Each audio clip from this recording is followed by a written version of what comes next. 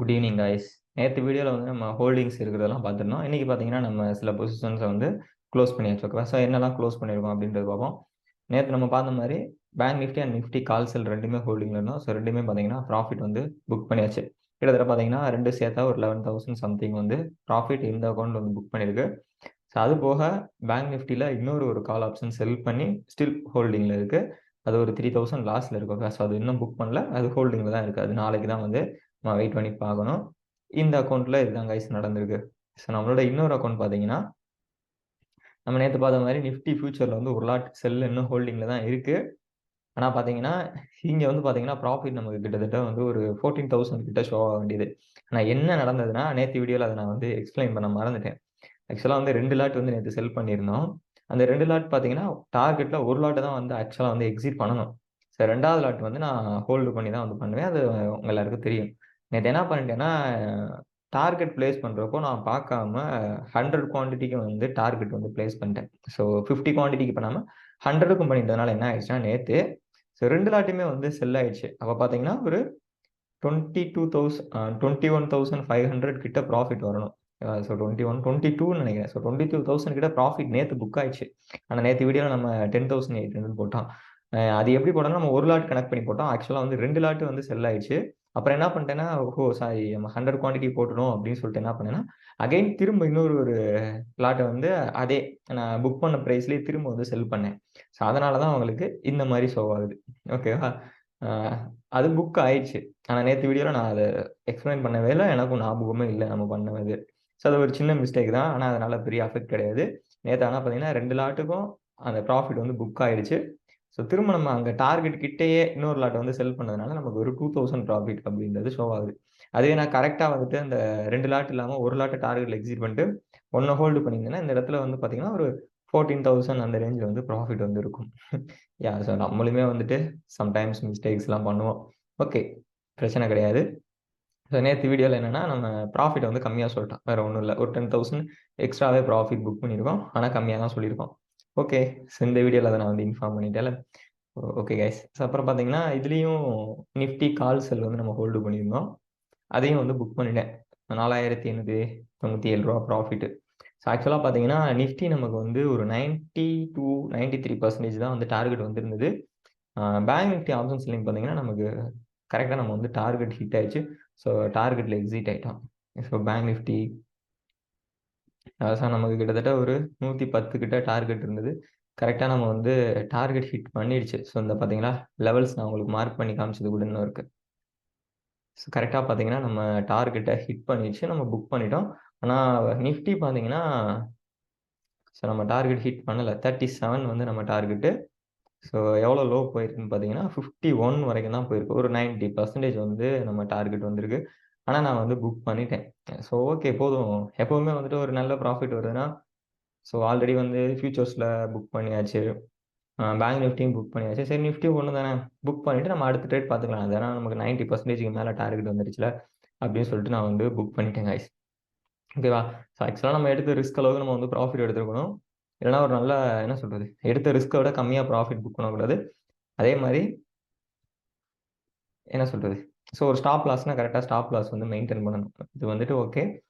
இதுவே வந்து நான் நிஃப்டி மட்டும்தான் ஹோல்டிங்கில் இருந்திருக்கேன். நான் இன்னும் வேற எந்த பொசிஷன்ஸுமே என்கிட்ட ஹோல்டிங்கில் இல்லை. எதுலையுமே நான் டார்கெட் ஹிட் பண்ணி நான் வெளியே வரல. வெறும் நிஃப்டி செல்லிங் மட்டும்தான் கண்டிப்பாக டார்கெட் வரைக்கும் ஹோல்டு பண்ணிப்பேன். ஸோ இன்னும் 2 பொசிஷன்ஸ் நமக்கு எக்ஸ்ட்ரா இருந்ததுனால நான் அதை மேனேஜ் பண்ணிட்டு வெளியே வந்துட்டேன். இனி பார்த்தீங்கன்னா நாளைக்கு பார்த்தீங்கன்னா எனக்கு நிஃப்டி ஃபியூச்சர் ஹோல்டிங்கில் இருக்கும். பேங்க் நிஃப்டியோட கால் செல் மட்டும் ஹோல்டிங்கில் இருக்கும். நிஃப்டிக்கு நாளைக்கு தான் வந்து நான் ஃப்ரெஷ்ஷாக வந்து ட்ரேட்ஸ் வந்து எடுப்பேன். ஓகேவா? ஸோ ஓரளவு மொத்தமாக பார்த்தீங்கன்னா கிட்டத்தட்ட ஒரு 16,000 கிட்ட வந்து இன்னைக்கு வந்து நம்ம வந்து ப்ராஃபிட் வந்து புக் பண்ணியிருக்கோம். யா, ஓகே கைஸ். ஸோ இந்த வீடியோ அதோட நம்ம எண்டுக்கு கொண்டு வந்துடலாம். ஸோ இன்னொரு வீடியோவில் நான் வந்து அவங்க எல்லாரையும் மீட் பண்ணுறேன். நிறைய பேருக்கு டவுட் இருக்கும், என்ன ப்ரோ வெறும் ஆப்ஷன் செல்லிங்காக போடுறீங்க, மார்ஜின் அதிகமாக தேவைப்படுமே அப்படின்னு. ஓப்பனாக நம்ம சொல்லணும்னா நமக்கு எங்கே வந்து ப்ராஃபிட் கிடைக்குமோ அங்கே தான் வந்து நம்ம ஃபஸ்ட்டு வந்து போகணும். ஆப்ஷன் செல்லிங்கும் ஆப்ஷன் பையிங்கும் பெரிய வித்தியாசம் கிடையாது. ரிஸ்க் வச்சு பார்த்தீங்கன்னா ரெண்டுக்குமே சேம் ரிஸ்க் தான். நீங்கள் ஒரு ஆப்ஷன் பை பண்ணுறீங்கன்னா 5,000 6,000 ரிஸ்க் எடுக்கிறீங்கன்னா ஆப்ஷன் செல்லிங்கும் அதே ரிஸ்க் தான். ஆனால் இன்வெஸ்ட்மெண்ட் மட்டும்தான் அதிகம். ஸோ இங்கே நீங்கள் நல்லா யோசிங்க, இன்வெஸ்ட்மெண்ட் பிரச்சனையே கிடையாது, ரிஸ்க் தான் விஷயம்.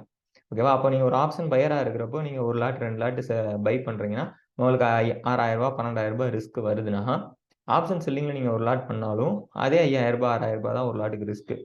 ஓகேவா? நீங்க மார்க்கெட்ல போனா ப்ராஃபிட், லாஸ் ஒரே மாரி தான் இருக்கு. ஸோ அதனால நான் ஆப்ஷன் செல்லிங் எடுப்பேன். பட் இன்வெஸ்ட்மென்ட் கண்டிப்பா வந்து அதிகமா தான் இருக்கணும். ஓகேவா? ரிஸ்க் ஆனா வந்து பார்த்தீங்கன்னா, சேம் தான். ஆப்ஷன் பையிங்ல இருக்கிற அதே ரிஸ்க் தான் இங்க எடுக்க போறோம். ஆனா ப்ராபபிலிட்டி வந்து அதிகம்.